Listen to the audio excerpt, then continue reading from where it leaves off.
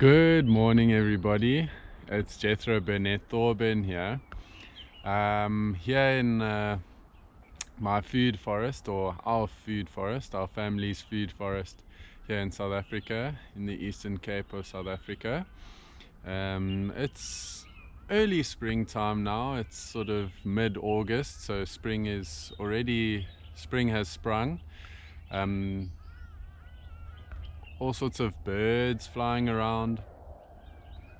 Got some flowers, well, many flowers, and the fruit trees that were dormant. Some of the peach trees and many other trees that went to sleep in winter time are waking up now, which is very exciting. So I'm going to give you a full garden tour today and show you around and just show you all the magic that's happening. And just before I get started, I just wanted to share with you guys, I am the owner of plantshopafrica.co.za, which is a South African online plant shop. So if you're in South Africa, you can buy many of the succulents and indigenous plants that are in this garden that I'm going to show you here today. You can buy them on our website. The link will also be down below. But for any of the international viewers that find this quite interesting, I do also offer landscape design services to people anywhere in the world. It doesn't matter. With the technology at our disposal today, we can collaborate and work anywhere and at any time. So if you are interested in getting some help from me in terms of designing a similar kind of landscape, then you can contact me privately at j.b.thorburn@gmail.com. That would be best, although you can also contact me on WhatsApp at 078 893 9689. Okay, so let's get started with the tour. I hope you guys enjoy. All right, so to begin with, the Eastern Cape of South Africa is a relatively dry place in the world. Our average annual rainfall is usually about 500 millimeters of rain per year. So yeah, South Africa's around about, about the 25th or 24th driest country in the world, and then the Eastern Cape is also one of the drier provinces in our country. But you can see that even after our dry winter, there is a lot of greenery and vitality, and that is because I specialize in working with succulents and using indigenous plants in my system, particularly as the foundation of the system. And then with that strong foundation, I'm able to grow some of the more exotic fruit trees, because they really benefit from the support of the succulents, which act as a very effective ground cover and as nurse plants and pioneer plants. So what do those terms mean? So a ground cover is essentially like what you can see here. There's not much ground that's actually exposed to the sun and to the wind. It's all covered up in a beautiful green blanket. And so what that means, like for example, you can see here this Cotyledon orbiculata. It's a particular variety called Takbok oblonga. And then here you've got the different variety Cotyledon orbiculata, which are available on my website. And also here we've got a rose-centered geranium, Pelargonium capitatum. Beautiful smell. Now these are all working together harmoniously to cover up the soil. Now when the sun beats down on on what, if there was exposed earth, it would be very, very harsh on the soil, because the moisture in the soil would evaporate at quite a rapid rate. But because the soil is covered, the plants block the sun, and so it doesn't dry out nearly as quickly. And some people might think, well, aren't the plants drinking up the water anyway? But actually they do, to a certain degree. But the thing is that these plants are extremely well adapted to storing moisture in their leaves. That's why they're called succulents, because they've got thick leaves and they've evolved to retain water through their thick cell walls, and also different other design elements that mean that their water demands are really low, and they will drink up a lot less water than what the sun would evaporate if it wasn't covered up. And then they nurse plants, because one can plant there's Kitty, Blackjack. Hello, Blackjack. One could then go and plant some seeds. Oh my word, okay, I've got to show you guys this kitty.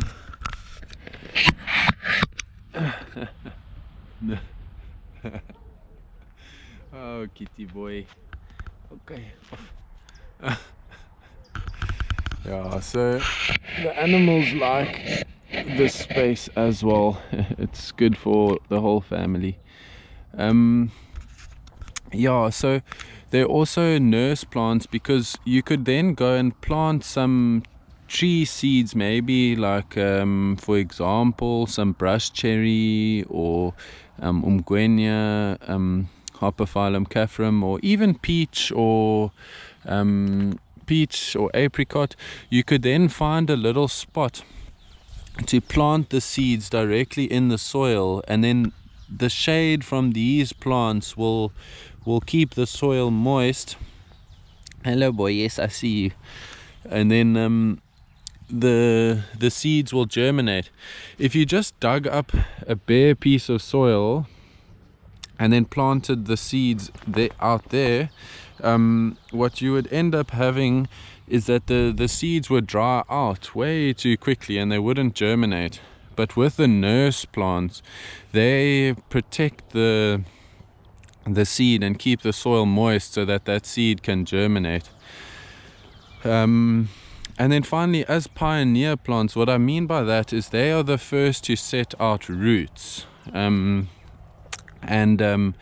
Roots are very important in the soil. Some people think that roots, and I mean that might sound funny, but hear me out.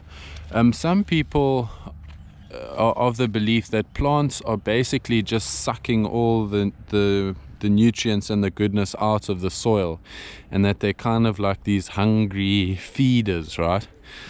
But that's not actually the case. As these plants photosynthesize, so they're taking sunlight and then carbon dioxide from the atmosphere, and they combine that along with the processes in their leaves, and they make sugars, which they then use for their energy. And 25% of these sugars that they make during photosynthesis, they actually release through their roots into the soil. And so plants are actually feeding the soil. They're not just taking, they're giving back.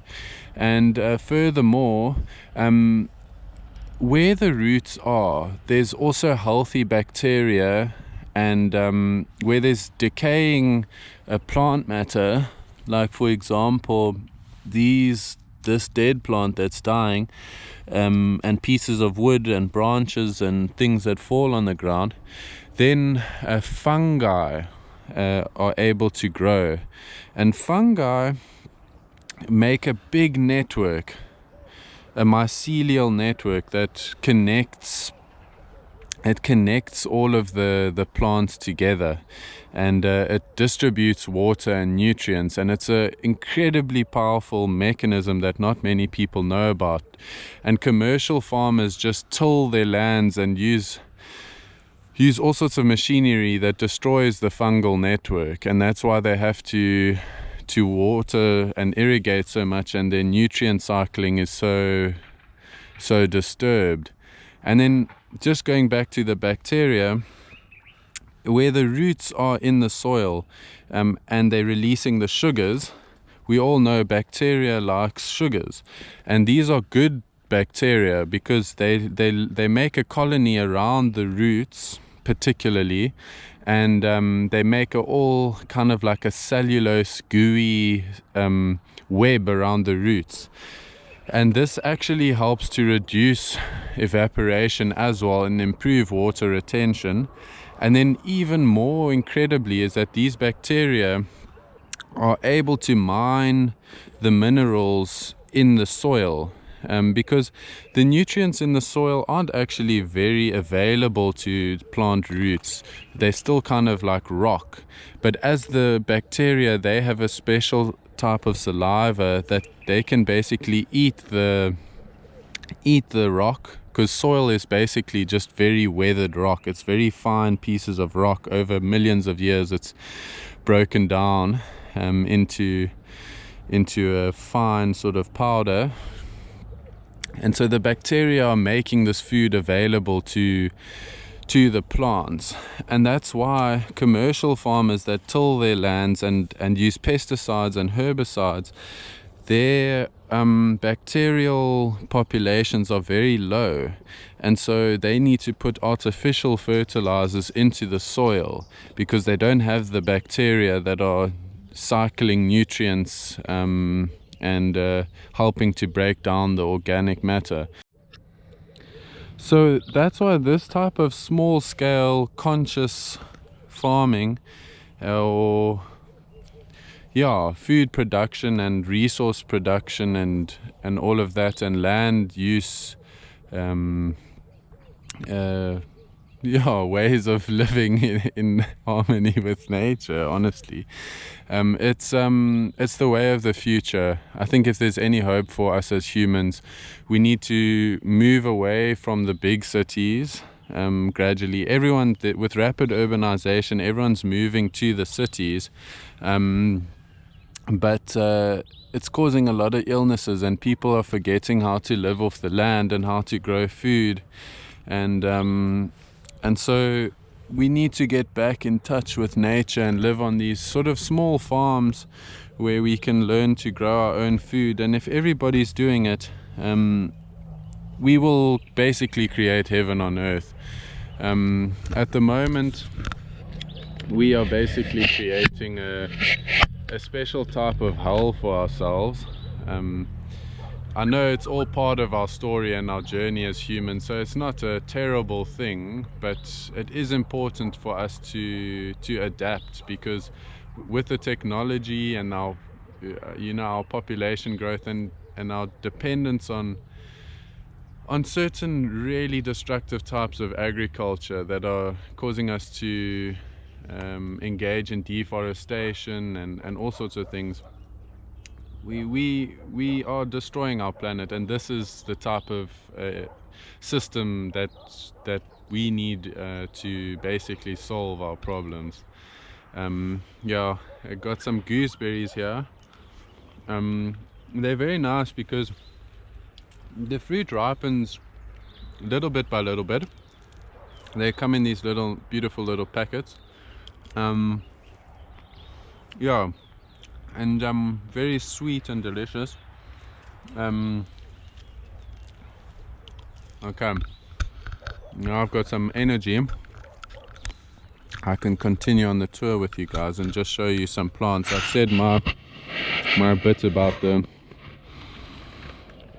theory of this whole thing. So like this plant here is Curioficoides. Now you can imagine this is quite a sturdy plant, and it's evergreen. So if you plant a big row of that as a windbreak, and then you've got your veggie garden behind, it's going to be very protected. And you can see how this dense planting of diverse different kinds of plants, everything's finding its little place, and it's resulted in, like, for example, this peach tree, which wasn't, when it was first planted, it was obviously very small, but it's growing fantastically here. It's difficult to see because it's only now starting to bud and wake up after winter. But you can see, even though there's lots of plants around it, it's growing very, very well. And it's got a beautiful structure. I've pruned it so that it's open in the middle and then the branches are out to catch the sun. Even, like, for example, this guavadilla, which is a variety of passion fruit, kind of like granadilla, you can see all the fruit on here. Even though there's lots of other plants around it, they're actually helping each other rather than harming each other. And then, like, here we've got a Pelargonium zonale, and the passion fruit actually grows up it. So they all have their different purposes. Yeah, so I'll show you. Here's a guava tree, and we've recently been making vinegar out of some guavas that were harvested, not from this tree but another tree. And there's all sorts of things. Once we start producing our own food, we find creative ways to preserve it and use it and eat it. And fruit is so high in vitamins and antioxidants that we really need it, and it gives us energy. Here's a big mulberry tree. Now, these mulberries have been growing so fast, and that's actually it's one of the few trees that actually need to really be managed quite harshly, because they can get massive, and then it's a struggle to get to the fruit up at the top. So I'm actually going to need to prune this, and maybe I have this idea of trying to train it over this pathway so that it makes an arch, and then maybe make a balustrade out of it, because it's all about being creative, you know. I'm finding creative solutions. So yeah, the mulberries, you can see their flowers are here, and they starting to fruit, which is very nice to see. Very early, but they were grown from cuttings, and usually plants that are grown from cuttings will fruit faster. Here we can see an Harpophyllum caffrum umgwenya tree. It's an evergreen. It's a South African plant. And wherever you are in the world or South Africa, there's all sorts of indigenous plants that can produce food. You just have to know about them. Here's a yellowwood. Yellowwood is also indigenous, and it makes the most beautiful type of wood. So we're not only growing for fruit, but also resources like wood one day. And also just because they're beautiful. This plant is a Pelargonium pseudoides, which is a medicine. Its root is medicinal. Yeah, you can see there's just absolute diversity in this system. We've even got things like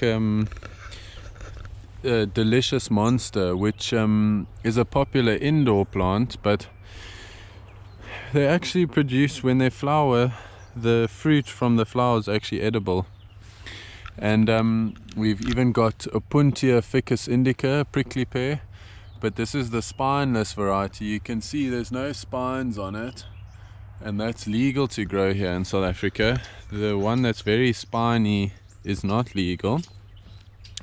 And you can see here, for example, we've got Curio radicans, string of bananas, that makes the most beautiful ground cover, and it's very modest and sort of like non-aggressive. It's just gentle ground cover.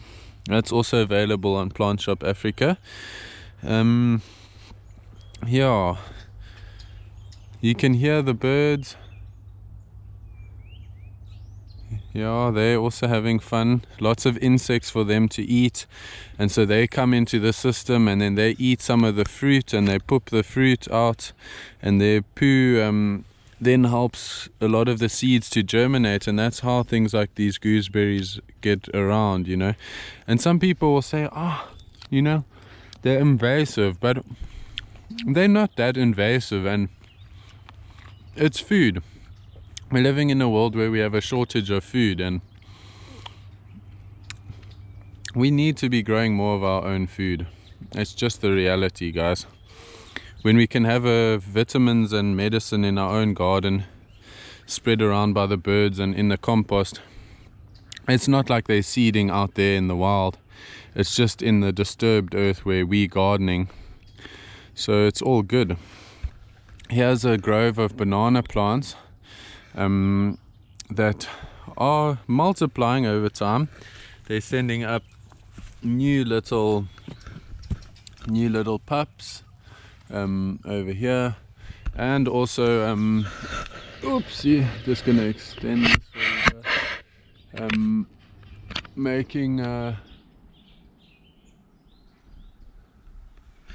making fruit. So that's when the magic of the food forest really starts, when you start getting the rewards of your efforts and you can eat the fruit, fresh organic fruit from your garden. That's motivation to keep going.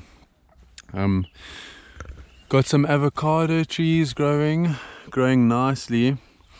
When I first started growing the avocado trees, I struggled a little bit because this space was very exposed. You might not believe it now that this is all forest, but once upon a time, this was just pure grass. There was nothing but grass here. And over the past 4 or 5 years, we've worked very hard to make a new bed and keep expanding and planting the succulents. And the thing about the succulents is they're so easy to propagate because you can just break off a branch and then like this, and then you plant that in the soil and that's a new plant. It roots. They've got the type of cells that they have are very easy to root by cuttings. You just literally break it, stick it in the ground, or cut it with some scissors, stick it in the ground, and it will make roots on this wound at the bottom. And that's how we've propagated all these succulents and indigenous plants. It's just over time. I mean, you can imagine if you have one plant and then it grows over a couple of months and it has 10 branches, you plant those 10 branches and each of those 10 plants then make 10, you've got 100. If you plant all of those 100 and they each make 10, you've got 1,000. And so that's how, with that exponential growth and consistency, we've been able to plant so many plants. It's not that we bought all of these plants. I mean, I must be honest, and I'm sure some of the people that are watching here are also have gone through phases where they're absolutely obsessed with shopping for plants. A lot of the hard-earned money that I earned coaching sports and doing various other jobs, I couldn't help but buying new plants, and that's why I have such a diversity. And over time, I've seen what works, what survives, and what doesn't. And it's an ongoing thing. As this food forest expands, it's probably going to get more shady, or it definitely will as the trees get bigger. And some of the succulents that don't like shade are going to struggle, and so they might need to be moved to a sunnier spot. And it's a dynamic management process. But yeah, I'm learning as I go along, and it's fun, it's enjoyable. Here's another avocado. Now you can see these avocados are doing well, and as I was saying, because it's in its own little microclimate, this section here that's down sort of towards the bottom of the garden is very sheltered from the wind, because the wind comes from that direction, and then it's obviously the wind will get blocked by all of those plants and this big wild fig. So by the time it gets here, it's very calm, and it's kind of like a microclimate. So yeah, and that's why also I planted the bananas, because they like moisture and not too much wind. You can see in here, there's a lemon tree here. Also very happy, grown from seed, and it's doing well. So you can grow your plants from seed. Some fruit trees grow better from cuttings. Some plants, if you grow them from seed, the fruit isn't always that high quality, but sometimes it is, and if you plant enough, you might even discover a new variety. This is a nachi tree, which for international viewers, that's a type of soft citrus. Very nice, easy to peel with your hands. You don't need to cut it open. So we've also got fig trees, apricots, apple trees, pecans, almonds, all sorts of different trees in the system. Olive trees. What else? We've got a granadilla up at the top and a guavadilla, so those two different varieties. We've got other herbs like basil, perennial basil, bay leaves, curry leaves, pomegranate. That's obviously not a herb, that's a fruit, but you get the point. We've also planted some brush cherry, pears.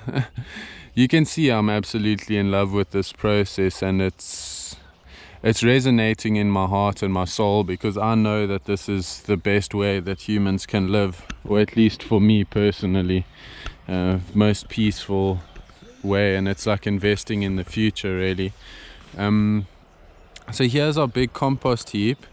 You can see we're mixing browns, which have carbon, like dried leaves, and then greens, which are like weeds, like our gardener Mkolisi, who's been with me along the journey and helping, and we've worked together on this. He's done some weeding in the food forest lately. Because of spring, some weeds have come up, so we've put them on the compost heap. And all one needs is greens and browns, and then moisture, because the moisture helps to get the bacteria going and everything, and then the worms and the insects and everything go in. We don't include the sticks in the compost heap itself, because then when we come to turn it with a fork or a spade, it's very difficult. So instead we keep the sticks to the side, and then when we're making a new bed, we will bundle the sticks and put them into the soil to incorporate the carbon into the soil, and to hold the soil. Like for example, here we've put some logs on the side, but you can imagine if we had lots of sticks, we could also put the sticks along here, and then because of that, you can see that it's dying now, but there's fungus here, which are mushrooms, and they are creating that network I explained about earlier, where there's little hyphae, which are basically the roots of the of the fungi that spread out and do their magic there. So in this bed we've got all sorts of things, dragon fruit, cherry guava, here's another cherry guava. We've planted a lot of them because some might die, and then we've got an insurance policy by having enough of them. We've got apples, now these apple, you can see it's dormant. It's lost most of its leaves, but you know, it's gonna wake up soon. There's still lots of green in the stem and it's alive. So yeah, they're deciduous. So deciduous trees lose their leaves in winter, and then they kind of sleep, and then they burst into life when spring comes. Here's another apple. So we've gone for numbers, and then we can see, because the apples are grown from seed, the fruit might not necessarily grow true to type. It's like parents, you know, you might have a basketball player as a parent, but you end up being a musician. You know, not all children grow the same as their parents. Some do, and some are a little bit different, but that's the same with many plants. It's genetic variation. And so we plant out enough, we'll let them grow, and then we can see, okay, this is a nice apple, this one's making not so nice apples, maybe we'll cut that one out, you know. Here's a Seville orange, and a pomegranate bush. See here we've got an apricot tree, but it's still dormant, but it's coming to life again. Another Seville orange. We've even got things like these yuccas, which when they get bigger, they make these beautiful, elegant white flowers, and they're edible flowers. Here's another dragon fruit, which I intend for it to grow up this tree. You can see this tree has fire damage, because in 2014 a bushfire from the mountain came up, and it burnt our garden and our garage and almost our house. It was pretty much a miracle our house didn't burn down. And our neighbor's house over there, unfortunately their whole house burnt down, and someone else's house up there also burnt down. And a lot of these plants, that the starting kit or whatever was donated to us by a school in town, that the kids got together and gave us some plants. Obviously we had lots of other ones, and then we just multiplied the numbers, as I explained earlier, year after year, month after month. So yeah, this bed here is a beautiful bed. It's an embankment, a tiered terrace basically. There's like a level, and then we've got these rocks here. We've made a wall, a retaining wall, and then another level. Because it's on a slope, that helps to retain the water. And there's lots of gooseberries in here. We've planted lemons, peaches, apples, all sorts of stuff. You can see it's all mixed in together. The rose-scented pelargoniums, these French aloes, aloe pluridens, but they're not actually French, they're from South Africa, that's just their common name. We've also got Kai apples, Dovialis caffra, which is an indigenous fruit tree here. It's got thorns that makes a good hedge, and there's lots going on. Lampranthus amoenus. So there we have it, folks. That's a little tour. I'll keep them coming for you over time. Thank you very much for watching. Please feel free to leave any comments down below. I love talking about plants and discussing ideas. And if you were to like this video, it just sends a message to the YouTube algorithm that this is a nice video and people like watching it, which means more people will see it. So that would be very much appreciated. And then if you subscribe, it just means you can see this type of video again in the future. So if you're into these kind of tours and other plant content, then please feel free to subscribe. I'd appreciate that. And then finally, like I said at the beginning of this video, you can support me via my plant shop, plantshopafrica.co.za. Yeah, even if you're an international person and you'd like to support me, you can contact me and we can talk about some sort of sponsorship or some sort of Patreon kind of arrangement. I am still young, I'm 27, still trying to find my way in the world, but definitely know plants is where it's at. Yeah, and finally, like I said, I do offer landscape design services. I work on my PC. I can draw up very nice, detailed, accurate plans and give suggestions, and we can do video calls or anything like that. Yeah, anywhere in the world. Yeah, and who knows, if the logistics line up, I can even travel to different places and help you guys in person. So yeah, all sorts of good things with the plants, and it is the way of the future. So enjoy it. Don't be shy to get started. Don't be intimidated by the scale of it. Just start small. Plant one plant, plant two plants, and then gradually the magic of it all will keep you coming back. You notice that nature is loving everything all the time, and that even when you aren't working on something, you could leave it for some time and come back and it's grown, which is incredible. And then you just feel like this is all one big blessing. Obviously, in the urban environment, it feels like everything's decaying and it's entropy, like the roads are falling apart and the buildings of the paint is coming off. And so this urban environment has created a kind of stressed out dystopian mindset. But when we go back to nature and live in nature, we start to realize that this is where the real magic is at. And having one's own food forest and eating from it is how one's vitality is just restored in the deepest kind of way. So yeah, thanks again for watching. I wish you guys all the best. And yeah, don't be shy to reach out. Send a comment down below or any way you want to reach out.